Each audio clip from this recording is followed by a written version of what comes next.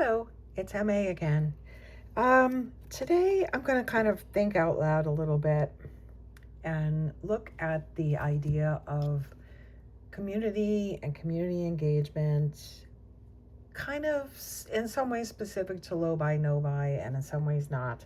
In connection with low buy, no buy, what I've been thinking about and also hearing people talk about is what are any ways you might need to rethink your level of engagement if you're also trying not to be purchasing decks?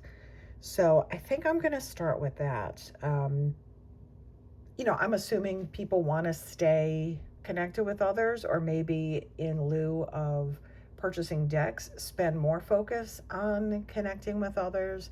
So let's think about that a little.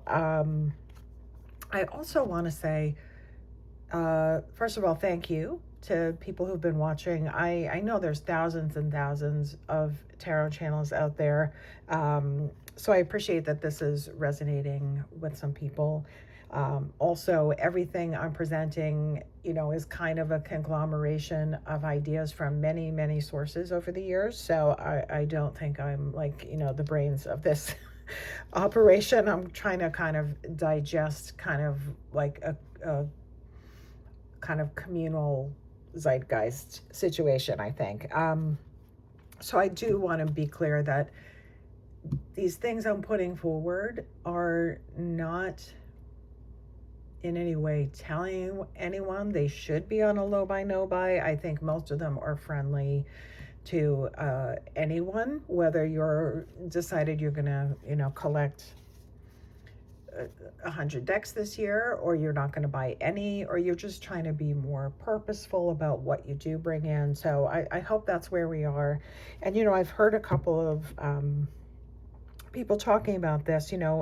First of all, Julia over at Highly Sensitive Tarot, I think was kind of thinking out loud too about, what am I going to do about these channels I love to watch, and they do a lot of unboxings or all these tags that are focused on kind of bringing out a variety of your decks, right? So that's something maybe any of us need to think about. And then also Sylvia over at Fairlight Tarot was showing, doing an honest kind of walkthrough of a few decks that she had purchased, for relatively high cost because they were out of print. And also seemed to mention, there have been times in the past where things that were put out there about what people should and shouldn't be doing with their money, or what they shouldn't be buying, felt kind of, attackful. So I just want to acknowledge there's a wide spectrum of tarot sensibilities, and my own personal sensibilities are in constant flux. So complete, no judgment zone at all here. And, I expect that my own views will continue to be wildly kind of self-conflicting and inconsistent. Hooray.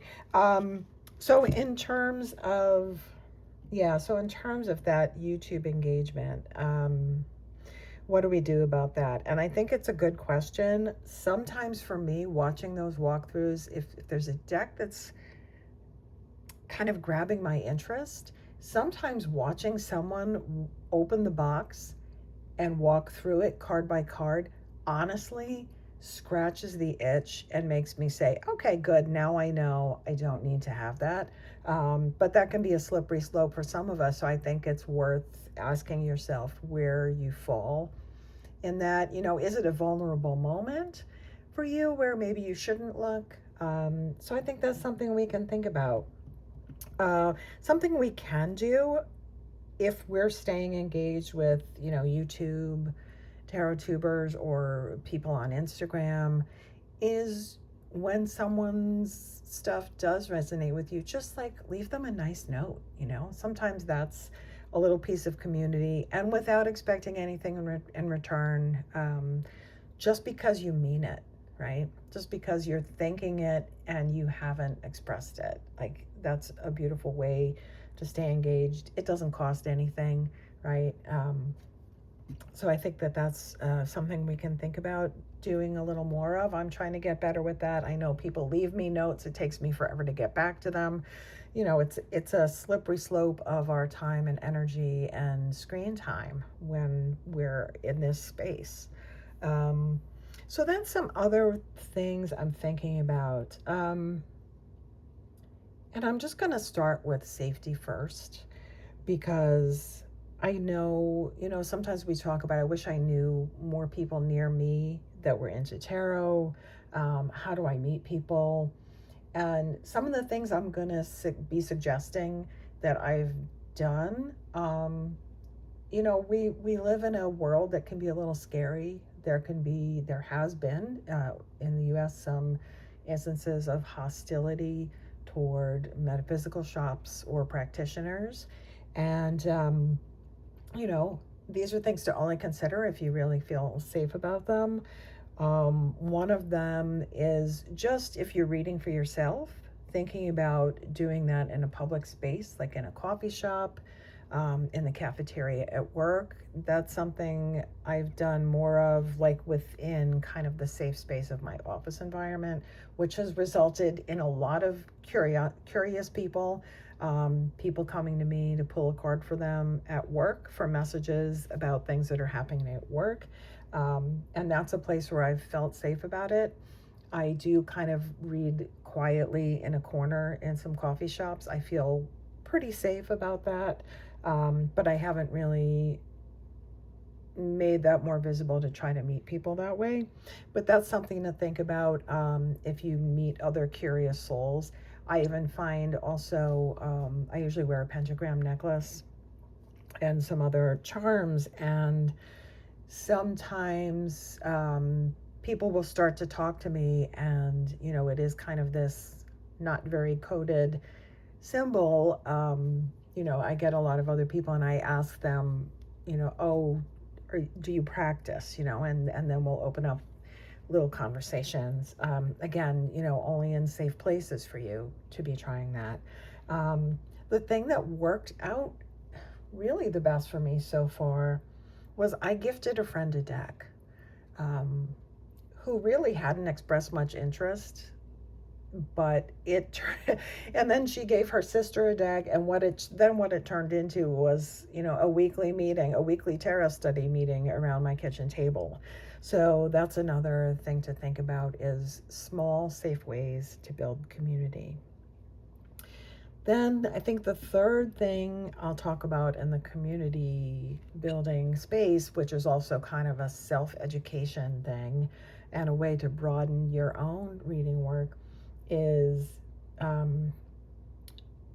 sure, giving readings, but I want to talk about getting readings, and also give a few cost level options for this. One of them is to just watch some YouTube channels where people are giving readings to other people.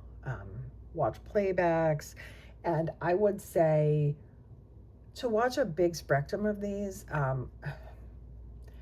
I only recently became aware that there's kind of a plethora of these pick-a-pile people giving readings, and I've watched a lot of these people whose channels are only giving readings, and boy, did some of them boost my confidence, because some of them are just objectively terrible. But it is just a good idea to get an idea of other people's reading styles. Certainly watch some of these that are from people you know and follow on YouTube. Some of them will pop in once in a while and be doing like single card pulls for people. Some of them will be laying down spreads and, reading their own spread for themselves.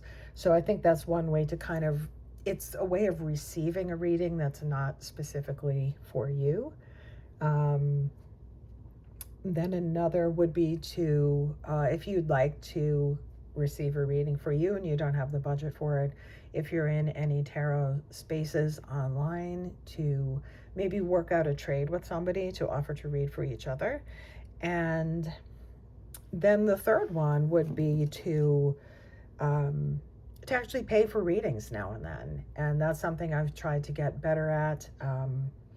There's such a huge range of cost levels here. I receive, I've paid like maybe $30 for short readings. And then maybe once a year, there's a couple of practitioners that I would, pay, that charge more in the couple of $100 range. That's something I consider occasionally. And especially if I'm in a year or a time period where I'm not buying decks, um, I feel okay about that. There, especially when there are people whose work that I haven't paid for has really been of benefit for me. That's when I will try to reciprocate in some way, either by paying for a workshop, paying for a reading now and then, supporting something kind of a little less, not really a deck. For example, Shannon Knight, who does the Tarot Diagnosis podcast, which, oh my goodness, I highly recommend if you're not following it. Shannon has a spread book that I had purchased online. I bought the physical copy, but also does a yearly tarot workbook at a very reasonable cost if you use the download version. And I've just downloaded the workbook for next year, which is all based on the wheel. It's an almost $200 page book for about $15, and I'm really excited to work with it. So I think finding those small ways to support uh, other tarot persons or creators, um, whether it is paying for a reading, a class, um, some kind of other product of theirs that isn't a deck, is a great way of, community building, community support, and continuing to support each other outside of the commodity of the decks. So, yeah, that's just my little thoughts on that. Again, thank you for being here. I hope whichever path you're taking on this, on this activity travel, works out for you, and talk to you soon. Bye.